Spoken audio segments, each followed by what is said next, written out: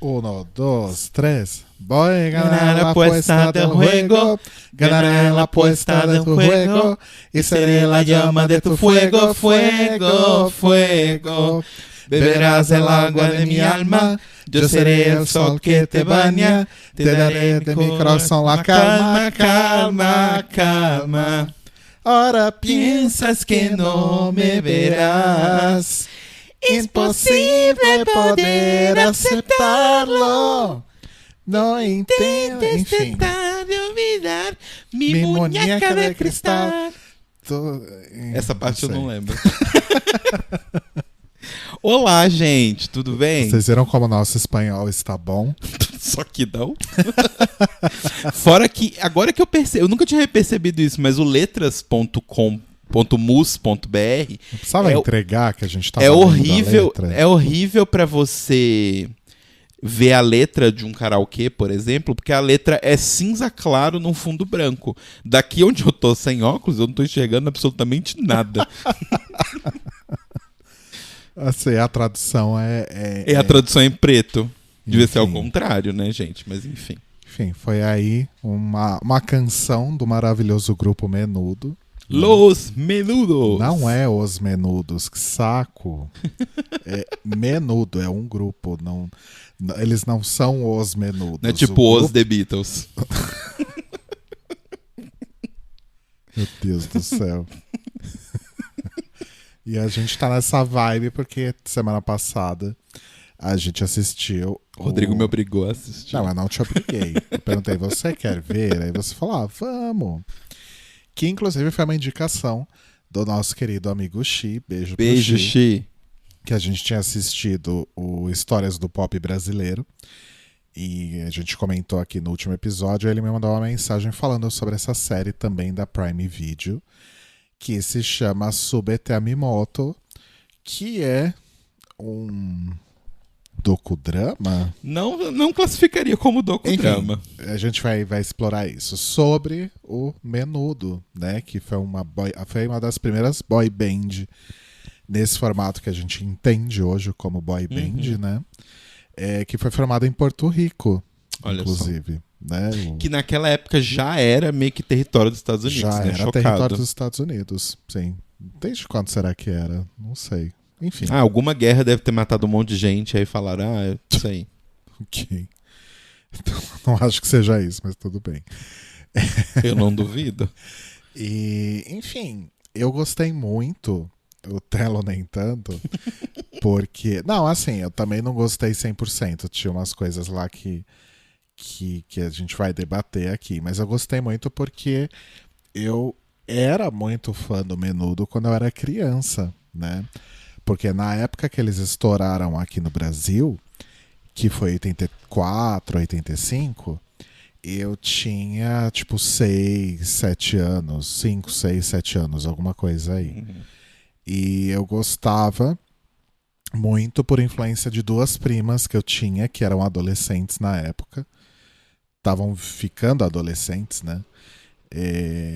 Enfim, e aí eu acabei gostando.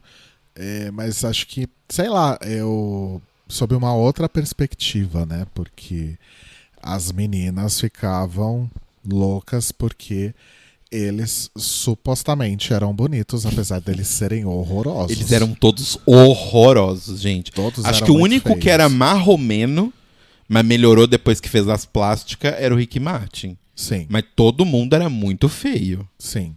E mesmo os atores da série, né? Tem uns atores até que eram bonitos e tal, e assim, eles eram muito mais bonitos que as suas contrapartes reais, mas tinham uns atores bem feinhos. A série faz um grande favor, porque todos os atores são mais bonitos do que eles são na vida real, e as músicas produzidas pra série são muito melhores. Porque eu, na minha inocência, porque eu não conhecia o Menudo, eu tava ouvindo as músicas na série e falava, bonitinho e tal, bem produzido e tal. E aí o Rodrigo colocou, um dia a gente tava deitado na cama, indo pra dormir, e o Rodrigo colocou Fuego pra gente ouvir 1h da manhã. no Spotify. Essa não foi a pior coisa que eu fiz. Eu vou falar já já. E aí eu ouvi a original, tipo, a versão que saiu no disco, e é muito mal produzido. Assim, não é mal produzido, é produzido com a tecnologia que era possível em 80 e poucos. Na verdade, Fuego, acho que ela ainda é dos anos 70, né? Que acho que ela é bem do começo, né? O grupo começou em 77, né, em Porto Rico. E ao longo dos anos foi ganhando popularidade em outros mercados latinos. Então a Venezuela era um mercado muito forte para eles. O Brasil era um mercado muito grande, tanto que eles chegaram a gravar um disco em português. Sim. Que eu tinha esse disco, inclusive, que é aquele disco que eles estão com as pranchas de surf. Aquele disco tem vários hits em cantados em português. E até mostra isso na série, né? Quando eles gravaram esse disco. E aí depois eles começaram a cantar em inglês também, porque eles estavam tentando penetrar o resto dos Estados Unidos, né? Eu falei o resto como se Porto Rico fosse gigante, né? Mas enfim, tentando penetrar os Estados Unidos. Então, eu cheguei a ter um disco deles que era em inglês, que acho que... Aquela coisa, né? No Brasil, as pessoas sempre foram muito mais abertas a ouvir música em inglês do que música em espanhol. Exato. Que não faz sentido algum, mas tudo bem. A ditadura durou bastante tempo, faz bastante sentido. Sim. A gente nem comentou isso, né? Mas eu tava fazendo uma reflexão filosófica enquanto a gente tava assistindo a série lá do pop brasileiro. Que a gente tava conversando, nossa, por que música em inglês sempre fez tanto sucesso no Brasil, né? As pessoas não queriam ouvir música em português, queriam ouvir música em inglês. E eu falei com o Rodrigo, olha, talvez porque quando a gente tá falando ali das pessoas, daquelas, não necessariamente os músicos também, em muitas partes, mas as pessoas que a opinião delas importava, vamos colocar assim, naquela época, eram pessoas que concordavam muitas vezes com a ditadura. Pra elas tá. É aquela galera que fala assim: a ditadura era super segura. Ninguém apanhou. Apanhou quem era vagabunda. É essa galera. Sim. Né? Sim. Então essa galera não queria ouvir música em português, porque música em português muitas vezes era música regional ou música de protesto. Então eu não vou ouvir música de protesto ao governo que não tá fazendo nada de errado pra mim. Né? Então eu vou ouvir música em inglês. E pro governo isso era super favorável, né? Super. Enfim. E o Menudo, ele tinha uma característica muito interessante, que é o seguinte. O Menudo durou 20 anos, né? Começou em 77, acabou em 96, foram quase 20 anos. É isso? Não, 30, né, amor? Não, amor, 77 pra 96 20. 20. Que louca. Peraí, Pesto, sai daqui, cara. Ele tá em cima do meu mouse. Deixa eu entrar na Wikipédia do Menudo aqui, porque eu quero contar uma coisa. Tá, um fato. Enfim, o Menudo, ele era muito... tinha uma particularidade que era... os meninos entravam na banda quando eles tinham seus 12, 13 anos, por aí, né? E eles só poderiam ficar na banda até os 16 anos, ou quando a voz deles começasse a mudar, ou que acontecesse primeiro, né?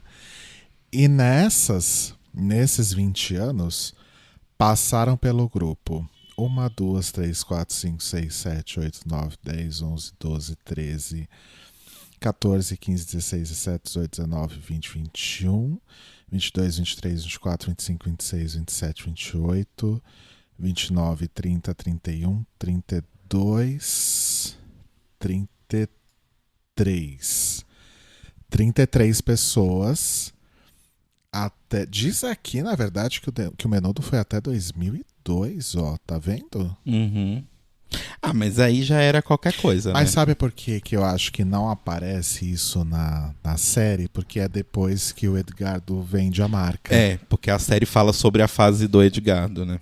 Especificamente. Que foi quem inventou e era o empresário, produtor, dono dos meninos, né? Mas sequestrador.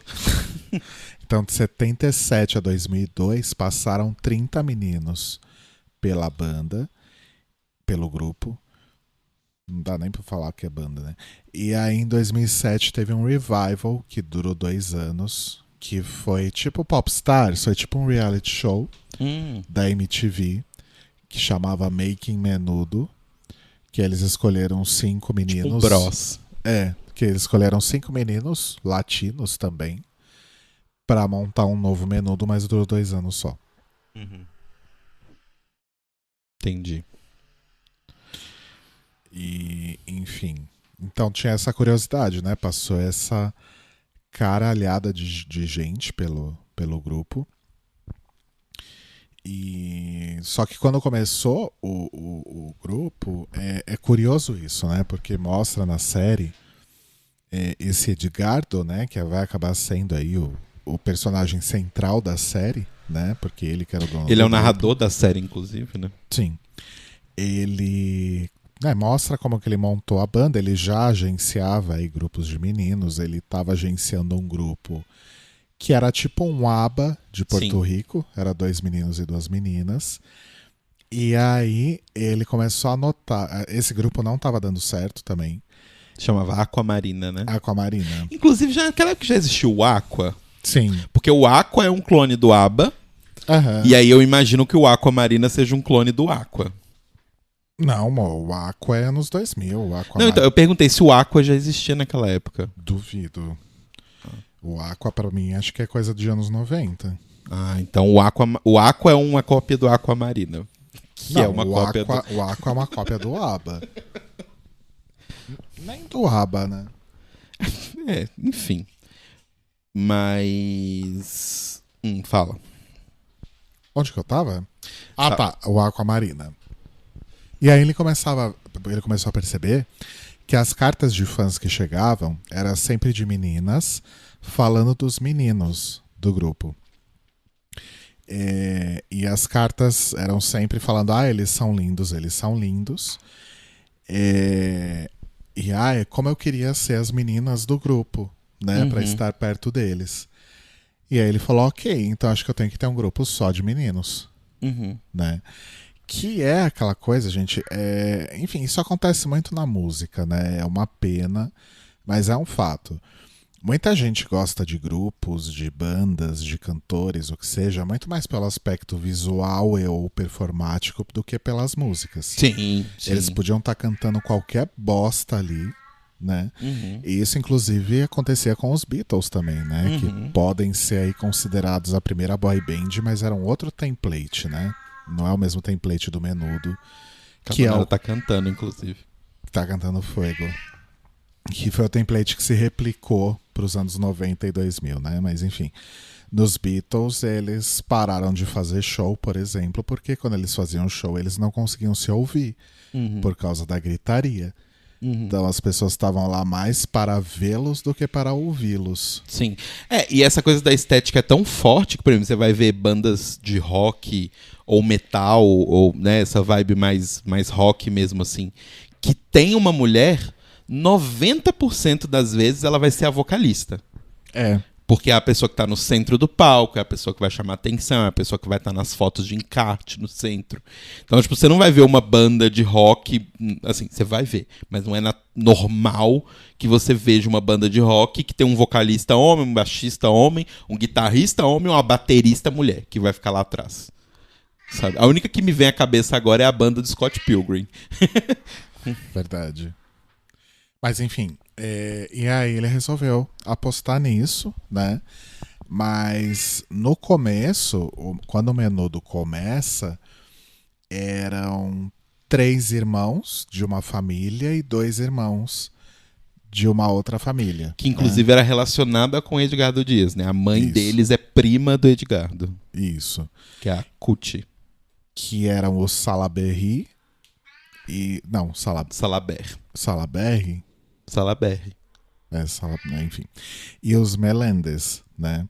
Inclusive o Rick Melendez foi o Menudo que ficou mais tempo, né? Ele entrou, ele devia ter, sei lá, uns 9 anos e saiu com 16, 17. Sim. Então começa meio que como um grupo pra criança, né? Tipo um balão mágico. Tipo um balão mágico, né? Tipo aquela música Los Fantasmas do primeiro disco. É uma música de criança. É uma música de criança. Aí depois eles começam a fazer coisas mais pra adolescente, aí os meninos que entram, né? Já entram com 12, 13 anos, enfim, assim. Às vezes até entram, tipo, com 15, que tá prestes a sair do grupo, mas entram porque tava um outro foco já, né? De ter mais um appeal pras menininhas. Exato, aí as músicas já ganham esses temas mais de amor e uma coisa mais erotizada. Sim. Tem o lance das coreografias, enfim. Que foi aí que eles estouraram, né? Eles estouram na formação que é o Rick, o René, o Johnny, o Xavier e o Miguel. Hã? Javier. Não, é Xavier, é com X. Ah, mas eu acho que a pronúncia é Javier também. Pelo menos na série eles chamam ele de Javier. Tem certeza? É porque teve um Javier, de fato, depois, em algum momento. Ah, teve vários nomes repetidos. Principalmente Rick, né? Enfim, e essa é a formação que estoura, né? Que é o início da chamada Era de Ouro do Menudo. E aí começa a trocar entre esses aí, né? Eles vão saindo. E aí entra o Charlie, o Ray, o Roy, o Robbie. E eventualmente sai o Rick Melendez e entra o Rick Martin. E aí fica todo mundo com R, né? Tirando o Charlie, né? Que aí é de fato a formação que vem pro Brasil, que estoura no Brasil e tudo mais. Sim. Né? E aí depois vai trocando. E aparentemente estava tudo bem, né? Parecia que. E essa é uma crítica que a gente tem à série, né? Porque a gente não falou isso, mas ela não é um documentário, é um drama que conta a história do grupo. Isso. Só que tem um plot paralelo que se passa em 2018, já com o Edgardo Velho, Sim. Né? Que é para falar um pouco sobre as fãs. Isso. Né? Que tem uma garota que ela não é fã, ela tá fazendo uma entrevista com o Edgardo porque ela tem um blog, é jornalista, sei lá. Ela é jornalista e o namorado dela tem uma banda que o Edgardo tá dando tipo um conselho ali de produção. Meu Deus, Carbonara. O que você quer, Caboninho? Você tá revoltado que a gente tá falando dos Menudos sem você? Não é os Menudos. O que você achou da série? Não quero dar nenhum comentário. Pois é. Quando você põe o microfone na cara dele, ele para. Não gostou, é isso? Ok. E aí tem esse plot paralelo, que é essa menina entrevistando ele. E aí a mãe dela fica puta, que ela tá se interessando pelo Menudo. E aí tem os flashbacks da mãe, né? Ela era fã do Menudo na época. E acontece um negócio com ela que a gente só vai descobrir lá no final da série. E o payoff é péssimo. O payoff é ridículo. O payoff é ridículo. Eu fiquei chocado. Porque assim, como a série... Porque igual a gente tá falando, a série ela é muito idealizada no ponto de, tipo assim, ela não mostra os problemas. Porque depois a gente foi, né, ver outras coisas e tal. E tipo, a gente tá vendo, tipo, é o Robbie? O Roy. O Roy, ele fala que ele foi abusado sexualmente pelo Edgardo. Rolam várias denúncias de abusos e tal. Então a gente achou que, tipo assim, a série vai começar idealizada e depois ela vai dar o payoff no final, quando for contar a história dessa Daniela, né? Que é a mãe da Julieta, que é a menina que tá fazendo a entrevista. Nossa, nem lembrava o nome delas. Esse plot é tão chato. Então, e ele faz com que uma série de 15 episódios pudesse ter só 10. Exato. Né? Poderia muito bem ser só 10 episódios. E aí você super acha que vai ter um payoff ali no final da série, que vão começar a soltar os podres. E não, ninguém solta podre nenhum. Fica uma coisa super, tipo, ai... Ele disse isso, mas não é real. E ponto. Sabe? Do tipo, não tem um fato ali. E é muito bizarro. A única coisa que eles exploram é o primeiro escândalo, de fato, em que envolveu o Menudo, que foi com... Eu não lembro o nome dos garotos. Foi com o Sérgio e o Ruben, não foi isso? Isso, Sérgio e Ruben. Que eles foram pegos com maconha no aeroporto. Isso. Né? No aeroporto de Miami, eu acho. É isso. E aí isso super repercutiu, porque, enfim, óbvio que sempre teve gente que torcia o nariz pro Menudo, né? Uhum. Principalmente pessoas mais conservadoras e tal. Então, quando pegaram eles com maconha, aí caíram em cima, principalmente do Edgardo, né? Porque E ele era do o adulto responsável que tava ali, né? E daquele outro sócio lá, insuportável, que entra em algum momento. Mas é muito mais focado realmente na luta do Edgardo para manter o grupo, porque ele teve problemas financeiros, teve esses escândalos, teve um escândalo que nunca foi para frente de um ex-menudo que acusou ele de supostamente abusar sexualmente dos integrantes, mas isso não foi pra frente. Mostra até um programa de televisão que... Tipo um programa da Márcia. Tipo um programa da Márcia, né? Era dos Estados Unidos, do México? Não, acho que era da comunidade latina ali. Enfim. Mas nunca se aprofunda nisso e nunca vai pra frente. Só fica falando realmente dos problemas financeiros, dos problemas pessoais dele, o entra e sai de integrante, os problemas com o sócio, os problemas com os direitos da marca que ele também teve. Eventualmente ele acaba se desfazendo da marca, né? Que eu acho que é essa época pós 96 aqui que a gente viu que o grupo existiu até 2002, né? Sim. Então esse período aí provavelmente a marca tava na mão de outra pessoa. E aí não mostra na série. Mas fica muito só nisso, né? E tipo, não tem... Por isso que eu falei que eu não considero um docudrama, porque assim, eu não acho que ela seja uma série documental, porque ela não traz nenhum documento em si e nenhum lado. E eu acho que um documentário, ele precisa ter um ponto de vista dele muito claro do que ele tá defendendo, sabe? Seja pra um lado, seja pro outro. E ele é extremamente carta branca. Tipo, beleza, não temos nenhuma prova material de que o Edgardo abusou das pessoas ou não. Beleza, não temos. Mas aí do ponto de que a série fica é do tipo, ela nem te fala que é mentira ponto, nem que é verdade. Aí você fala, beleza, então não é tanto um documentário, é mais um drama. Só que não tem um drama grande, assim, sabe? Do tipo, é uma série de dia a dia de um empresário de música, assim, do tipo... Não sei, não me teve um payoff, assim, do tipo... Quando terminou a série, eu falei, tá, mas...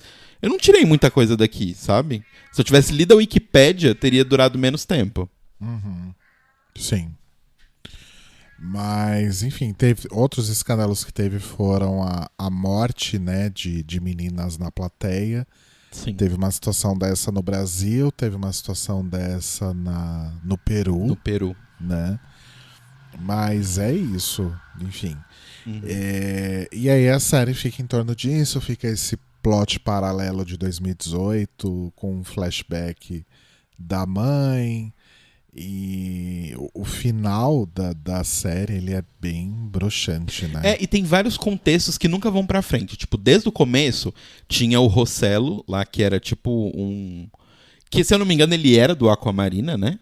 O Rossello. Não sei, perdi isso. Eu acho que ele era do Aquamarina. Mas enfim, ele é um boyzinho ali.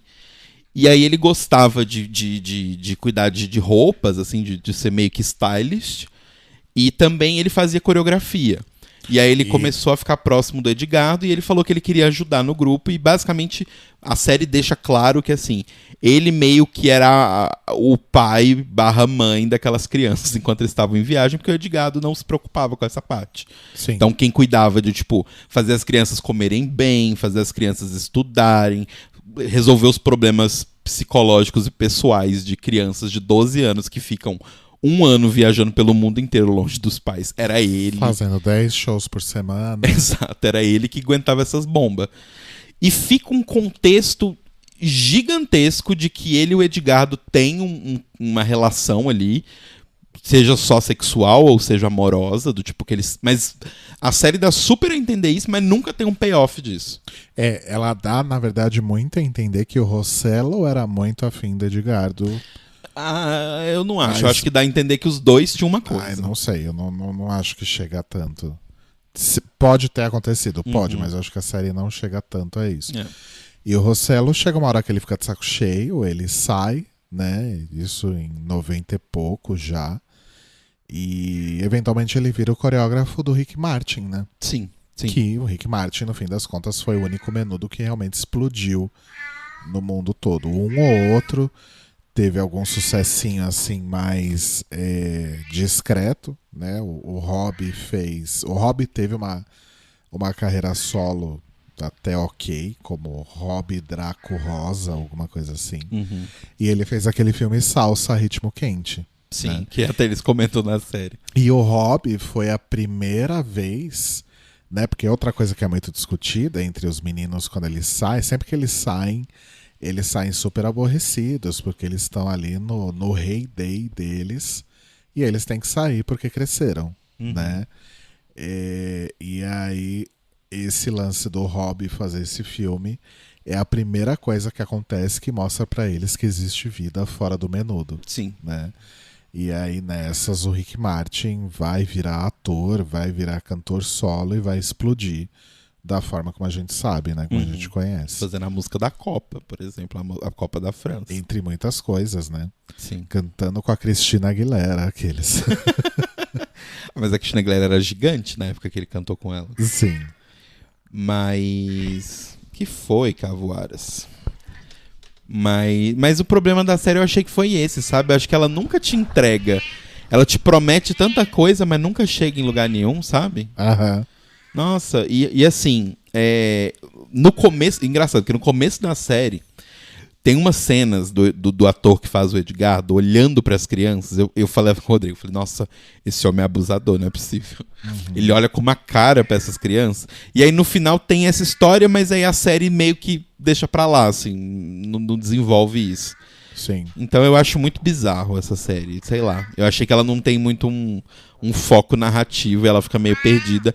E aí essa história, pra mim o que matou no final das contas de tudo foi o payoff dessa história paralela inventada aí da Daniela e da Julieta, porque no final assim, Vem cá, posso contar o payoff? Ah, mas se as pessoas se interessarem a assistir? Tá, não vou contar, mas assim, enfim, o payoff é decepcionante em 1 milhão de sentidos. Porque não faz nenhum sentido, mas enfim. Coloquei o Cavoara no meu colo, vamos ver se ele dá uma sossegada aqui. Sim. Falta 1 hora pra você comer, cara. Guarda seu momento aí. Mas... ah, tá. E aí a gente assistiu essa série e o Rodrigo tem... Ai, pera. Antes da gente cair nesse limbo, eu queria dizer que realmente eu acho que a série poderia ser muito melhor, mais curta e mais profunda. Ainda assim, pra mim foi gostoso de ver, porque rolou um saudosismo, né? Porque, como eu disse, quando eu era criança eu gostava. Não durou muito, né? Porque eu comecei a me interessar por outras coisas. Pelo rock. E pra mim, nunca foi o mesmo approach do tipo, ai, são meninos bonitos, sabe? Eu era uma criança. Sim. Então eu vi aquilo, provavelmente eu achava divertido, ou sei lá, né? Sim. Mas é engraçado, enquanto meninos gays, assim, tipo, pessoas, homens gays, por favor, mandem mensagem se não foi isso, mas eu nunca senti que boy bands funcionavam pra meninos gays, do tipo, de ter essa coisa aspiracional, sabe? Do tipo, não aspiracional, mas tipo de desejo, tipo, ai, nossa, ele é tão lindo. Tipo assim, eu achava os meninos do NSYNC bonitinhos e tal, achava eles gatinhos, mas eu sempre gostei mais das Spice Girls, eu sempre gostei mais dos girl groups. Da Britney Spears. Eu era super fã da Britney, sabe? Então, tipo, nunca me tocou muito essa coisa das boy bands, assim. Acho que realmente funcionava mais pra meninas. Provavelmente. Mas enfim, foi um momento interessante, assim. Eu não lembro de muita coisa, porque eu era muito pequeno, mas eu lembro de ir na casa das minhas primas e a gente ficar ouvindo. E a gente assistia eles aparecendo nos programas de TV, esse tipo de coisa. E aí teve o show, né? O primeiro show do Menudo do Brasil, que foi 84 ou 85, não vou lembrar. Eu devia ter 5, 6 anos por aí. Eu não era nem. Meu pai não estava nem casado com a minha mãe ainda. Obrigado. E eu lembro que foi no Morumbi e tava muito, muito cheio. E tava chovendo muito. Eu lembro da gente ir voltar, da gente quase desistir e ir embora pra casa por causa da chuva. Ainda mais que ali no Morumbi, sempre quando chove, alaga, né? Mas eventualmente a gente conseguiu achar um cantinho lá e assistir o show. E o show deve ter durado o quê? Meia hora, sabe? Não era nada assim muito. Se eles faziam 10 shows por semana, não deviam ser shows longos, né? Eles iam lá, dublava meia dúzia de música, mandava beijo, conversava com as fãs e era isso, sabe? E as pessoas ficaram enlouquecidas, mas enfim. E foi nessa mesma turnê que teve o show no Rio de Janeiro, que eu não lembro onde foi. Maracanã, provavelmente. Provável. Que até mostra, né, na série, que foi o maior público do Menudo, pelo menos até aquele momento, mas eu duvido que tenha excedido isso. Você não enche o Maracanã. O Maracanã é o maior estádio daquela época, principalmente era o maior estádio do mundo. Que foi mais de 100 mil pessoas no show, né? Pensa, tipo, que cantor, que grupo, que banda consegue fazer um show hoje e levar 100 mil pessoas? 100 mil pessoas. É muita gente. Sim.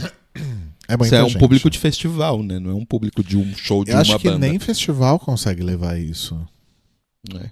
Eu não sei os números, não tenho noção, mas... Sei lá, 70 mil pessoas, talvez, e 80 mil pessoas ainda já é muito, sabe?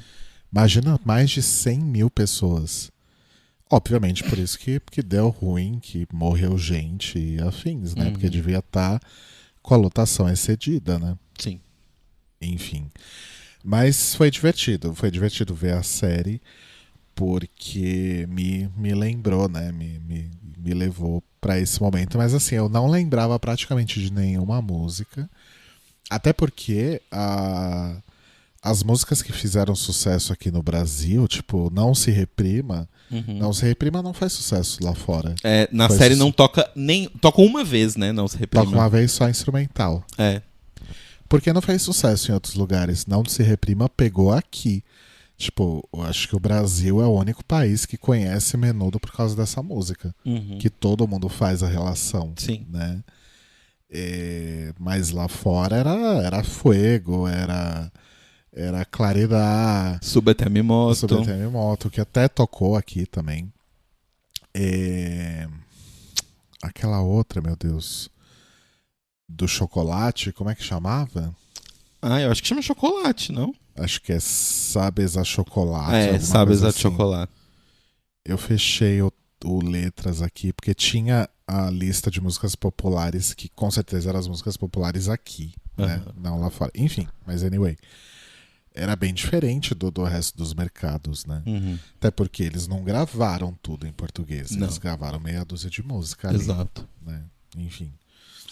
Mas foi divertido. Aí, o que aconteceu? E aí o Rodrigo, ele tem uma certa mania que a gente já comentou aqui algumas vezes, que ele entra num ciclo meio obsessivo quando ele assiste algumas coisas. Ou quando ele vê alguma coisa, escuta alguma coisa e tal.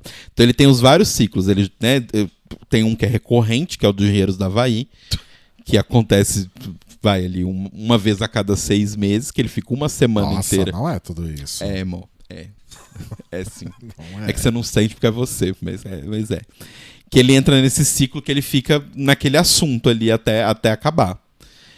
E aí, depois que a gente assistiu a série do Menudo, Rodrigo começou a colocar apresentações do Menudo. Foi o momento, né, que a gente ouviu as versões originais. Eu falei, nossa, é muito mal produzido o original da série, é bem melhor. Algumas coisas no YouTube, né? Exato. E aí, de repente, estou lá jogando meu Nintendo Switch, meu Monster Hunter.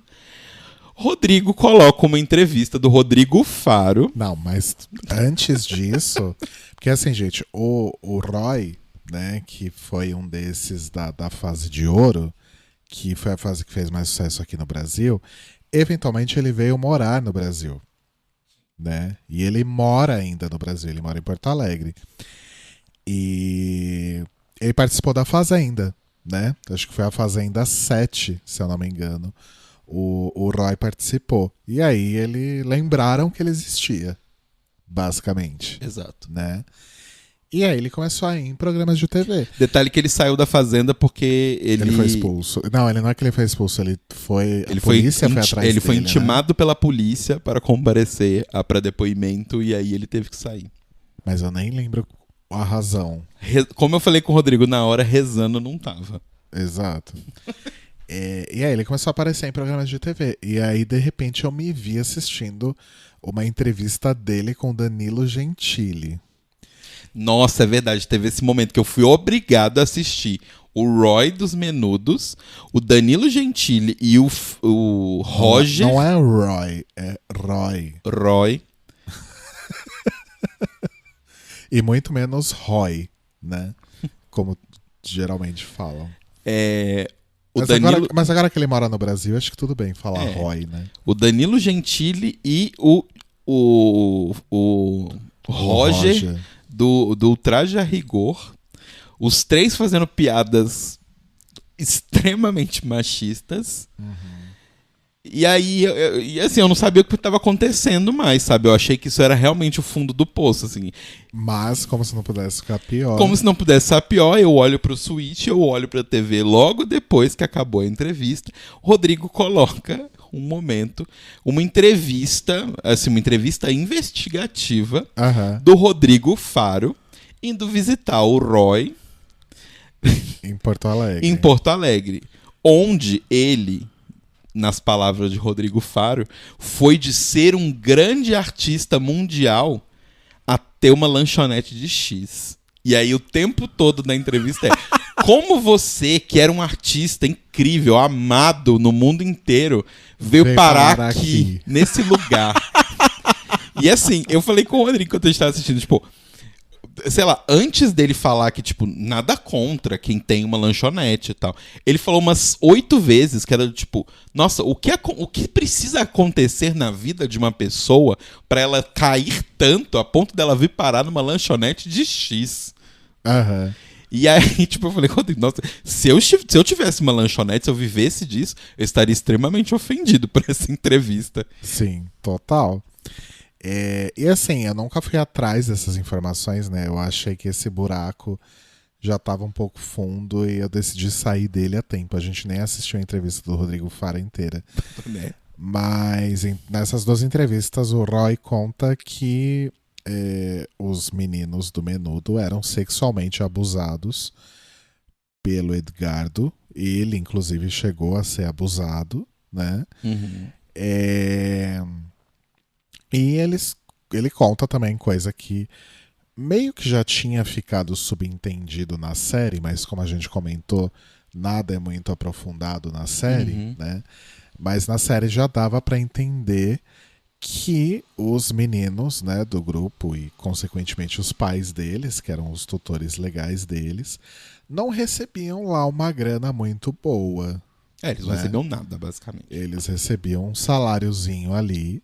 E o lucro ficava todo pro Edgardo. E ainda assim ele conseguiu se afundar em dívidas e afins, né? E pra você ter uma ideia, ele, assim, a desgraça financeira dele veio porque ele comprou um avião. Tá, gente? Nos anos 80, ele comprou um avião. Não era uma coisa barata. E aí, durante uma viagem que ele tava fazendo com a noiva dele na época e o Rossello, por que o Rossello tava nessa viagem? Ninguém sabe. Eu sei, mas ninguém sabe. E aí, o avião estava passando por uma turbulência ali no ar, eles tinham que pousar, e aí eles invadiram o espaço aéreo de um país que eles não podiam estar. E aí ele tinha que pagar uma multa por conta disso. E aí ele teve que vender o avião, teve que vender basicamente tudo que ele tinha.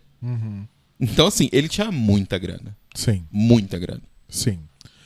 Mas os integrantes recebiam ali provavelmente um salário mínimo, né? Modo de dizer. Mas isso já tinha ficado bem claro na série mesmo, né? Mas eu não sei.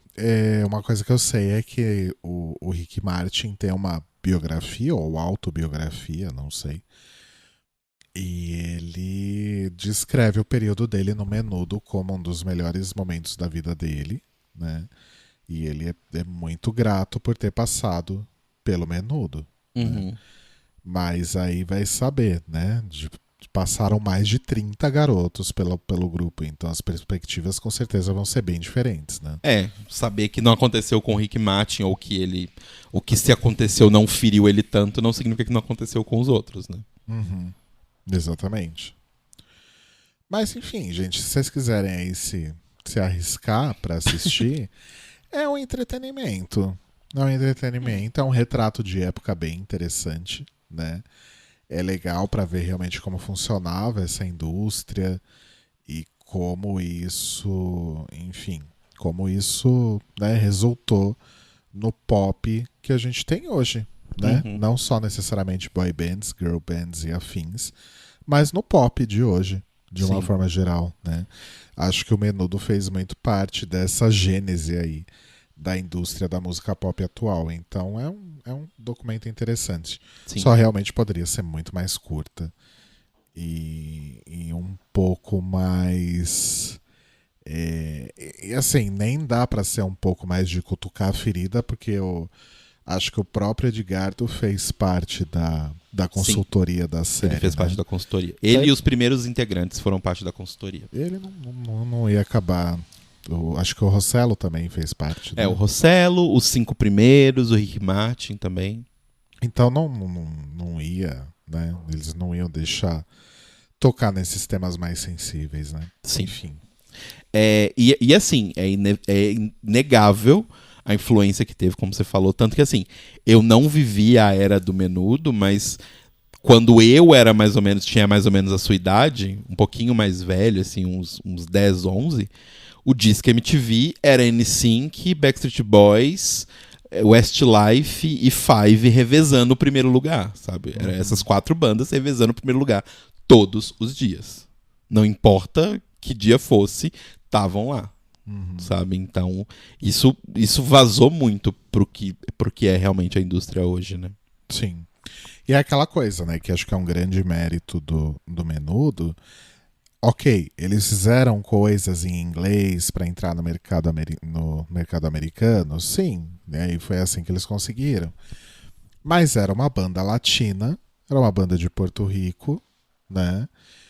Que cantava em espanhol, majoritariamente. Sim. E isso é um puta mérito também. Gente, uma banda em espanhol de 5 crianças foi fazer show no Japão, sabe? Teve isso. Eles têm um também, fã-clube gigante na Malásia, né? Nas Filipinas. Filipinas. Então, tipo, sabe, não é pouca coisa. É realmente. Eles tiveram feitos, assim, bem gigantescos. Sim. Só uma pena que foram super explorados os garotos, né? Total. Mas enfim. A gente tem mais alguma coisa pra falar hoje, não? Não, acho que foi basicamente isso que a gente vê. A gente tá fazendo esse mergulho aí na cultura musical latina dos anos 70, 80, 90. Nesses últimos tempos. Uma coisa que a gente vai contar aqui é que a gente falou na semana passada, né? Que a gente tava assistindo Desalma, né? Ai, nossa. A gente tá... Calma, guarda. A gente tá, acho que na metade da temporada, se não Nossa, me tá na engano. metade ainda? Calma. Enfim, e a gente acabou, né, conversando com os nossos amigos, a Domênica e o Basso, que já estiveram aqui, né, no Double Date, porque a gente tava pensando em fazer um desafio, né, de cada casal assistir uma série juntos, e aí depois eles voltam aqui pra gravar com a gente pra falar a respeito. Então, precisa até ver com eles como que tá o ritmo pra ver se na semana que vem a gente já faz. Né? Exato. Pelo telas já viram como é que vai ser a coisa. Nossa, gente. Né? Eu não vou falar nada, vou segurar pra quando rolar aí. Então, se bobear, semana que vem teremos visita de Exato. novo. E pra falar de Desalma. Desalma. E aí, Sacomã. A gente podia encerrar cantando Claridade. Claridade, que aparentemente é o grande ritmo, né? Porque Claridade toca... Menudo Gente, sem brincadeira, é tipo, todos os episódios eu acho que toca Claridade em algum momento. Consegue ler? Dá uma aumentada aí, porque tá foda. Ai, minhas costas, peraí. Ai, é aqui, né? Isso. Ih, não. Uai, caralho. Acha pra lá. Nossa, gente, como é que faz pra aumentar? Eu esqueci. É Ctrl mais. É Ctrl, eu apertei Shift. Agora foi. Aí. Vamos lá. Sem falsete, tá? Claridade, de Menudo.